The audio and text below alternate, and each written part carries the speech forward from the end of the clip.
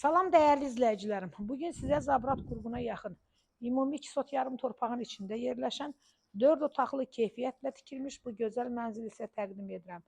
Əzizlərim, evimizin qiyməti 98 min manatdır. Kürsülüdür, qoşa daşla inşa olunub. Sənəti paket qupça. İpoteka yolu ilə mümkündür. Evində torpağında qupçası var. Evimizlə tanış olun.